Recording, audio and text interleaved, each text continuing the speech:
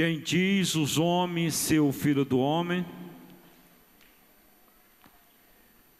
Jesus sabia o que eles pensavam, mas o Senhor queria saber se os discípulos sabiam quem era o Filho do Homem. Por isso ele faz essa pergunta, e a resposta que eles vão dar é a resposta que eles ouviram dos homens. Eles disseram, alguns dizem que é João Batista, outro que é Elias, outros ainda que é Jeremias ou algum dos profetas. Na verdade é uma confusão de pensamento, de disse-me disse, e na verdade eles não sabem bem quem é Jesus Cristo. É Jeremias, é Elias, é João Batista?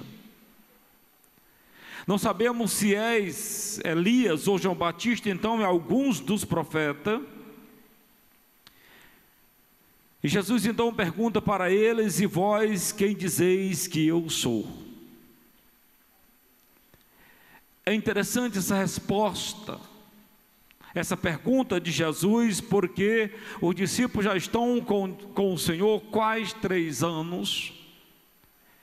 Então é justo eles perguntar, e para vós quem eu sou? Quem eu sou? A mesma coisa de perguntar para nós hoje, nesse dia, perguntar para os cristãos desse dia, quem eu sou? Para a Igreja Universal é somente alguém que pode te abençoar sobre a face da terra, que pode te dar uma Ferrari sem você fazer esforço nenhum, sem você trabalhar, sem você se esforçar. Para outro é alguém que vai fazer você ganhar na loteria assim espontaneamente. E para alguns de nós é só para nos libertar, nos curar.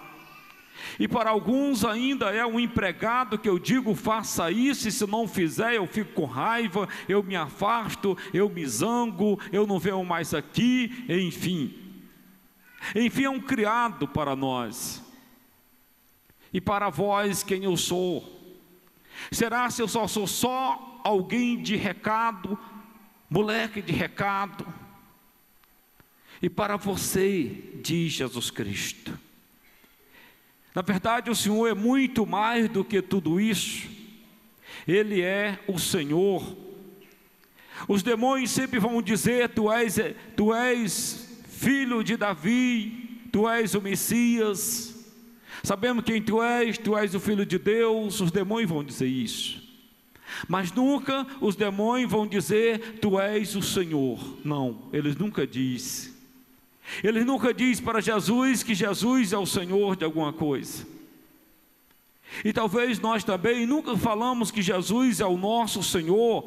Falamos até que Ele é o nosso Salvador, porque queremos ser salvos, mas nunca dizemos que Ele é o Senhor, porque a partir do momento que eu digo que Ele é o Senhor, então Ele tem autoridade sobre mim, Ele tem um comando sobre mim. Ele sim é o Senhor da minha vida. Se Ele é o Senhor da sua vida, você é servo. Só tem um Senhor, todos nós somos servos então. Então é melhor não aceitar que Ele seja o nosso Senhor, e por isso nós achamos que Ele é o Messias, que Ele é o filho de Davi. Conforme os demônios, nós também seguimos esse caminho. E para vós quem eu sou? Pedro vai dizer, Pedro responde, tu és o Messias, o Filho de Deus vivo. Não só o Messias, mas tu és o Filho de Deus vivo que está no nosso meio. Aplauda isso. E se Ele é o Filho de Deus vivo que está, então Ele é o Senhor, Criador de todas as coisas, o visível e o invisível. E Jesus vai dizer, feliz és tu, Simão, filho de Jonas. Feliz és tu, porque não foi um ser humano que te revelou isso, mas o meu Pai que está no céu. Aplauda isso. Não veio de ti essa revelação. A revelação geralmente não vem de nós, não vem da nossa mente, não vem do nosso coração. A revelação não nasce, ela aparece porque Deus revela, é Deus que revela, não o nosso pensamento, não o nosso coração, nada disso. A revelação é algo de Deus, é Deus que está revelando. Por isso Jesus vai dizer: feliz és tu, Simão. Feliz és tu porque foi o Pai que te revelou isso. Por isso eu te digo que tu és Pedro, e sobre essa pedra construirei a minha igreja. Tem dúvida você? Nós somos cristãos, e se nós somos cristãos, nós devemos conhecer a palavra de Jesus Cristo, e não podemos fugir da palavra de Jesus Cristo. Tu és Pedro, e sobre essa pedra edificarei a minha. Tem dúvida que a igreja é de Jesus Cristo? Eu acho que nenhum cristão pode ter dúvida que a igreja é de Jesus Cristo. Agora, por que outras pessoas têm a coragem de fundar uma igreja dizendo que fundou no nome de Jesus Cristo, se ele não aceitou nem que Pedro fundasse uma igreja no nome dele? Com que direito os evangélicos criam igreja? Com que direito? Com que direito uma pessoa resolve fundar uma igreja e ainda dizer: eu fundei no nome de Jesus, porque aquela que eu estava não era suficiente para me salvar, aquela que eu estava era errada? É interessante que os nossos irmãos evangélicos aprontam o erro da igreja, mas a igreja não tem erro, amado. A igreja não tem erro. Talvez quem erre, talvez não, quem erre somos nós, porque nós erramos mesmos. Mas a igreja não tem erro de jeito nenhum, e é melhor você errar com a igreja do que acertar sozinho. Sobre essa pedra edificarei a minha igreja. É exatamente, ele podia ter falado para Simão: Pedro, venha cá, volte para Cafarnaum e funde uma igreja para você e vá ganhar dinheiro. João, vá para Jerusalém e funde uma igreja para você. Mateus, vá para Betânia e funde uma igreja para você. Marco, vá para a Palestina e funde uma igreja para você. E cada um funde uma igreja em qualquer região, em qualquer lugar aqui, e se espalhe pelo mundo. Porque eu estou dividindo vocês, e já dividindo a herança para vocês, cada um funde uma igreja para vocês. Faça assim. Tu és Pedro, e sobre essa pedra edificarei a minha igreja. Sabe qual é o pior? É saber que muitos padres que deixaram a igreja estão aí em outras igrejas fazendo tudo o que eles faziam quando eles eram católicos. Tudo. Esses dias me mandaram uma foto do meu padrinho de crisma, Padre Ribamar, que estudou comigo, que hoje está lá em Sobradinho, numa igreja brasileira, celebrando a missa e fazendo uma adoração com o Santíssimo.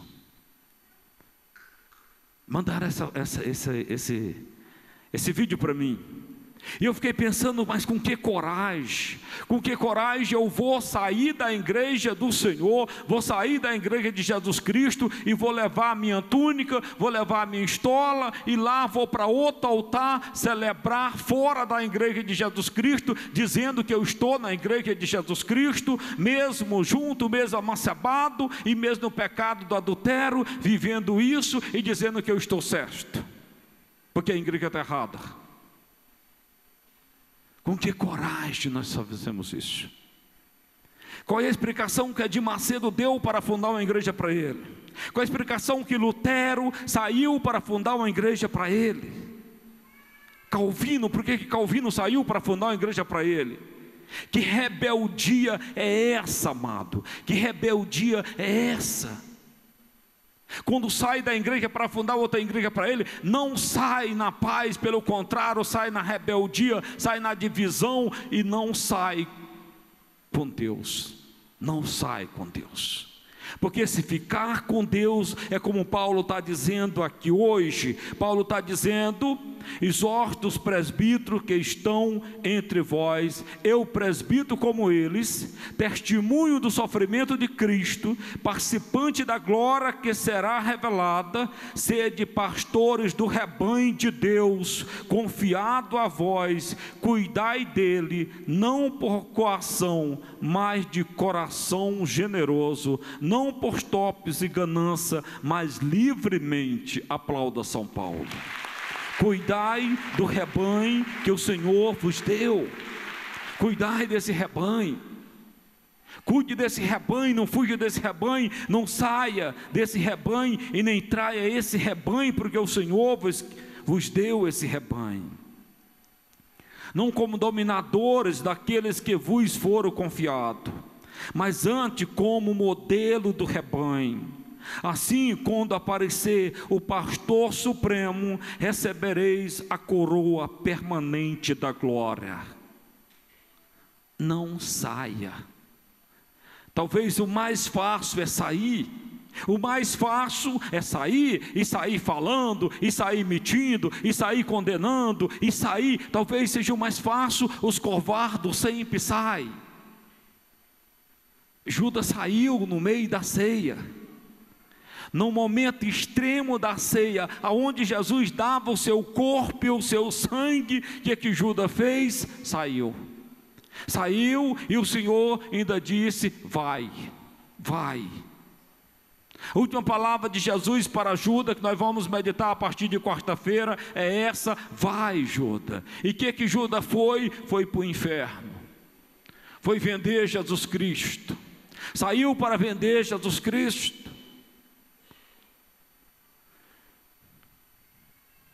É melhor você morrer do que você sair da igreja de Jesus Cristo. É bem melhor. Porque se você morrer dentro da igreja de Jesus Cristo, eu tenho certeza que pelo menos algum padre vai te dar uma benção antes que teu corpo desça à região dos mortos. Pelo menos isto tu vai receber.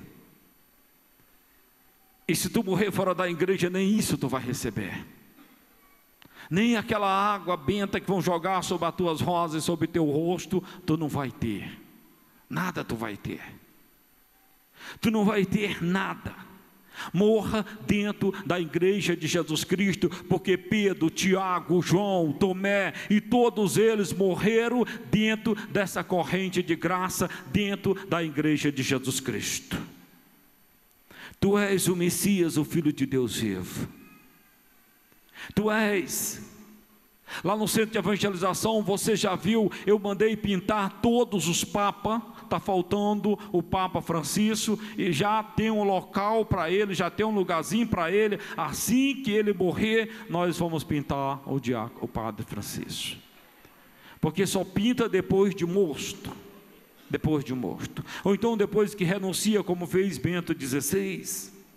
E ali a gente vê uma corrente de graça sem procedência, amado. Vai começando por São Pedro lá na Palestina e vai até Bento XVI, sem falhar, sem vacilar, 266 Papa. Pode aplaudir isso. Isso é, tu és Pedro. Edifica a minha igreja, edificai a igreja do Senhor, edificai a igreja do Senhor. E é preciso que a gente tenha isso no nosso coração. A igreja não é nossa. A igreja não é nossa, a igreja é de Jesus Cristo. A igreja não é do Papa, não é do Bispo. Graças a Deus não é, graças a Deus não é. A igreja é de Jesus Cristo. E é por isso que os demônios se lançam contra a igreja de Jesus Cristo. E é por isso que se fala tão mal dos santos da igreja de Jesus Cristo. Se fala tão mal dos profetas da igreja de Jesus Cristo. Se fala tão mal daqueles que coordenam a igreja de Jesus Cristo. Falta acabar e rasgar. Se pudesse, eles matavam Maria antes mesmo dela nascer, para que ela não gerasse Jesus Cristo. Por que se odeia tanto a igreja de Jesus Cristo? porque ela é de Jesus Cristo, e Jesus Cristo venceu Satanás, Jesus Cristo derrotou Satanás, Jesus Cristo definitivamente matou a morte com a sua morte, e o inferno não aceita isso. E é por isso que o inferno usa os ataques, e nos ataca, e vão nos atacar, e vão nos criticar, e vão nos matar. Quantos não já foram mortos por causa da igreja de Jesus Cristo? Podemos perguntar de onde vem tanto ódio sobre a igreja de Jesus Cristo? De onde vem? E por que tem tanta gente odiando a igreja de Jesus Cristo? Em Brasília, nós nem comprando terreno a gente tem paz, nem comprando terreno a gente tem paz. No centro de evangelização, eu dei quase 400 mil reais há 10 anos atrás, pelo aquele terreno, e temos escritura do terreno, só que não temos paz no terreno, porque toda hora chega alguém do GDF tentando nos engolir vivo. É perseguição, amado, é perseguição. Mas não só lá, hoje as igrejas católicas estão extremamente ameaçadas de ser derrubadas. Eu tentei um alvorada de construção, um alvorada de funcionamento dessa igreja que nunca teve. E quando eu fui na administração, me disseram para a gente lhe dar um alvorada de funcionamento, o senhor vai ter que fazer 70 vagas de carro. Onde é que eu vou fazer 70 vagas de carro? Aqui dentro, me diz. Ou seja, você vai funcionar, mas qualquer hora nós vamos lá fechar. É perseguição. A rua não é nossa, é só esses pedaços, e nesse pedaço não dá para me colocar 60 ou 70 carros, dá? Só se for carro de brinquedo, carro de criança, e se chama perseguição. A igreja vai ser sempre perseguida, amado. Agora uma coisa certa, ela vai sempre triunfar sobre os seus inimigos. Ela vai sempre triunfar sobre os seus inimigos. Triunfou de lá da Palestina, de lá do ano 33 até agora, a igreja triunfou e vai triunfar, porque essa palavra diz: as portas do inferno não vencerão, nunca, nunca, nunca, nunca. As portas do inferno não vencerão a igreja de Jesus Cristo, nunca. Pode acreditar, mata-se um padre, vem outro, mata-se um bispo, vem outro, mata-se um papa, vem outro, porque a igreja de Jesus Cristo não para mesmo. Ela não vai parar, porque você pode sair, que Deus vai mandar outro, e Deus vai mandar outro. Há pouco instante, Dom João Braz me ligou e dizendo: padre, já está preparando a festa de Pentecoste? Eu falei: vou começar. E ele perguntou como vai ser. Eu falei: vai ser extremamente difícil, mas nós vamos fazer no nome de Jesus Cristo. Nós vamos fazer. É difícil? Vai ser difícil, vai ser difícil, mas é possível fazer, porque se Deus é por nós, quem será? Eu tenho essa fé, amado. Nós temos essa fé. Nós vamos fazer de novo nós vamos reunir Brasília no mesmo lugar para glorificar o nome de Jesus Cristo, com o poder de Jesus Cristo. Nós vamos fazer isso. Nós vamos de novo trazer todos os católicos, principalmente aqueles católicos que estão longe, aqueles católicos que estão afastados, principalmente essas ovelhas que o diabo já carregou. Nós vamos atrás. A nossa missão é ir atrás e tirar da boca do leão, como dizia Davi. Eu tirava as ovelhas do meu pai da boca do leão, e quando o leão se lançava contra mim, eu pegava ele e rasgava pela boca. Nós vamos ter que fazer isso. A nossa missão é essa. Se a nossa missão é lutar contra Satanás, e é lutar contra Satanás, a nossa missão que o Senhor nos deu é lutar contra as trevas. Nós não temos que ter medo, porque a luz do Senhor está sobre nós, com toda certeza. É bom fazer a vontade de Deus, é maravilhoso fazer a vontade de Deus.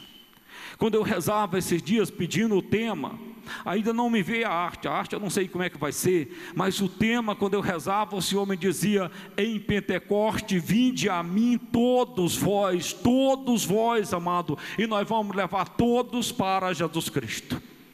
É todos. E leve lá os aleijados, coxos esquerdos, os da direita, leve aqueles que estão em cima do muro, leve aqueles que precisam e aqueles que acham que não precisa, leve, vinde a mim todos vós, diz o Senhor. Só Ele salva. Não tem salvação fora de Jesus Cristo. Ninguém pode nos salvar fora de Jesus Cristo. É o único que salva, é Jesus Cristo. Como Nossa Senhora, que aparece em Lourdes, em Fátima, e aparece em Aparecida, ela aponta para Jesus Cristo e nos leva para Jesus Cristo, porque ela sabe que só Jesus Cristo salva. Quando ela diz nas bodas: fazei tudo o que Ele vos disser, porque ela sabe que só Ele é a solução e salvação para a nossa vida. Só Jesus Cristo. E é para Jesus Cristo que nós vamos levar, não é para nós, não é para nós. E graças a Deus, nesses 20 anos de evangelização nessa paróquia, eu nunca conquistei ninguém para mim, e nem quero, e renuncie, não quero ninguém para mim, eu quero ser somente um canal que passa e que leva para Jesus Cristo, só para Jesus Cristo. Só para Jesus Cristo. Conta nos dedos quem são os meus amigos. Conta para tu ver, que tu não vai ver que eu não tenho nenhum.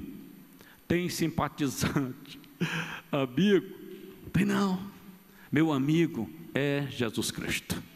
Quem fica do meu lado 24 horas é Jesus Cristo. Nas noites escuras é Jesus Cristo. Nas horas de sofrimento é Jesus Cristo. Nas horas de alegria é Jesus Cristo. Em todas as horas é Jesus Cristo. Sabe quem mora comigo há 20 anos? Jesus Cristo. Só Jesus Cristo. Ele sim. Ele é meu amigo. E mais do que isso, Ele é o Senhor e eu sou o seu servidor. Amém. Fique em pé.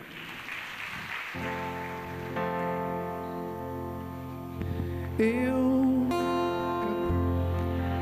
pra frente, eu tenho a tua marca, eu tenho teu amor. Eu não me esquecerei, Senhor, do sim que eu te dei. Fica guardado, Senhor. Fica selado, meu Senhor. O sim que eu te dei. Eu te dei.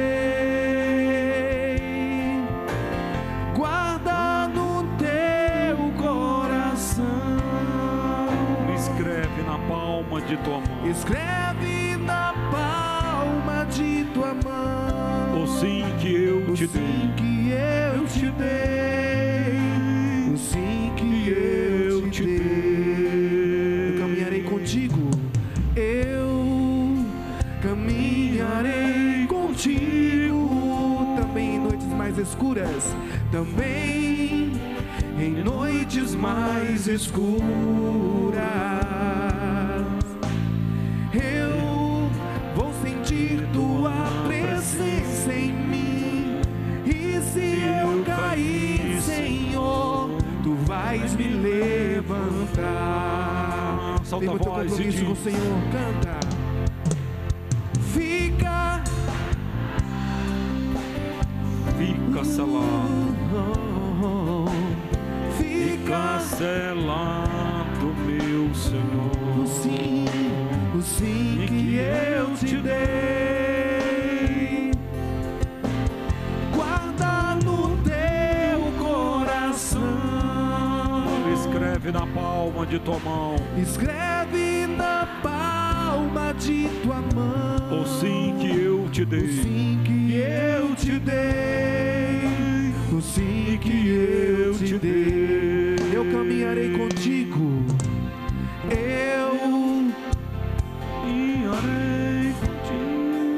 também em noites mais escuras, também mais escuro. eu vou sentir sua presença em mim. Tua presença. E se eu cair, Senhor, tu vais me levantar. Canta forte. Fica, Senhor, fica do meu Senhor.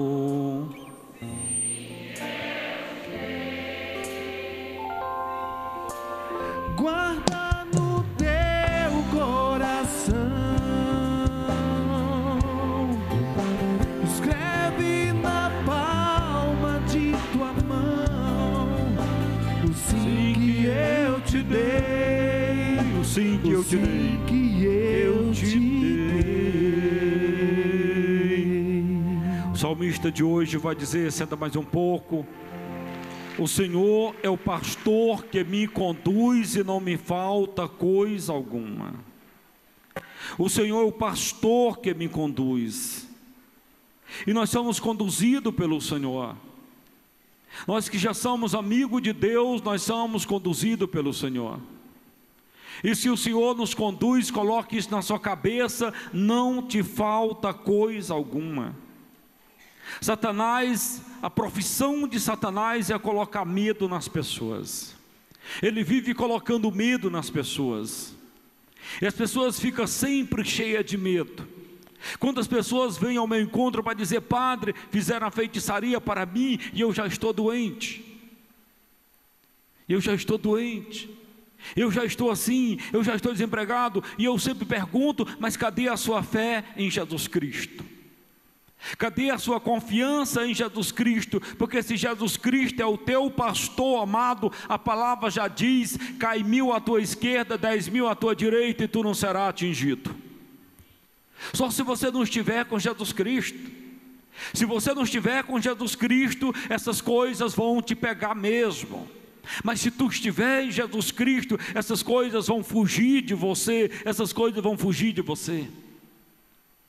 Não adianta você ficar com medo de Satanás. Ele coloca assombração na sua frente para que você desista, para que você desista. Ele coloca medo em você para que você desista, para que você não avance de jeito nenhum. Ele coloca esse dom negativo em você, o dom do medo.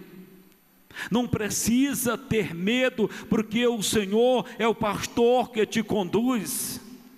E todo pastor, quando conduz, ele tem um bastão na mão, exatamente para espantar, exatamente para bater, exatamente para te defender. Davi sabia disso. Pelos prados e campina verdejante, ele me leva a descansar. Aplauda isso. É isso que acontece. Para as águas repousantes me encaminha e restaura as minhas forças. É Deus que restaura as nossas forças. É Deus que restaura a nossa saúde. É Deus que restaura a nossa confiança. É Deus que nos protege. É o Senhor que nos sustenta. Verdadeiramente é o Senhor que nos sustenta. Não queira procurar o Senhor só quando você estiver no fundo do poço. Não queira, amado. Igual o presidiário que nunca lê a palavra de Deus, mas é só ser condenado, que a primeira coisa que ele pede é uma Bíblia. Não, hoje você tem que estar com a palavra de Deus, não só nas suas mãos, não só diante dos seus olhos, mas principalmente no seu coração. Essa confiança nós temos que estar com Deus. Eu não gosto de rezar por quem não reza, não gosto. Eu gosto de rezar por quem reza. Quem não reza só quer oração quando as coisas estão assim complicadas. Quando está desempregado, quando está com tumor maligno, quando está, aí vem, quantos anos você não se confessa? 20 anos, padre. 15 anos, padre. Amado, nós temos que estar pronto todos os dias nós temos que estar pronto. Todos os dias nós temos que estar com a nossa mala diante dos nossos olhos, porque nós não sabemos nem o dia e nem a hora. Guardamos em defesa. Pelo contrário, nós temos que estar muito perto de Jesus Cristo, sabendo que Ele é o pastor que nos conduz, o pastor que não vai deixar faltar nada, e quando Satanás bater na nossa porta, quando ele abrir, ele vai se encontrar com a face misericordiosa de Jesus Cristo em nós. Aquele ladrão, o ladrão que condenou Jesus Cristo e que gritava: se és Deus, desce da cruz e nos salva, ele queria salvação. Mas ele foi um ladrão a vida inteira e não se arrependeu. O outro ladrão, talvez ele foi ladrão uma única vez. Ele vai dizer para nós: é justo porque roubamos, mas ele não. Ele é Deus. Ele é Deus. Enquanto o sumo sacerdote não reconheceu Jesus como Deus, enquanto as autoridades, enquanto Pilato e César e Herodes e o povo de Jerusalém não reconheceram, aquele ladrão reconheceu que ele era Deus, porque ele era acostumado com Deus, porque ele era acostumado com Deus, ele era acostumado com a presença de Deus. E quando Jesus chegou, mesmo chagado e crucificado, ele compreendeu que ele era Deus, porque ele estava acostumado com Deus, estava acostumado a entrar na presença de Deus.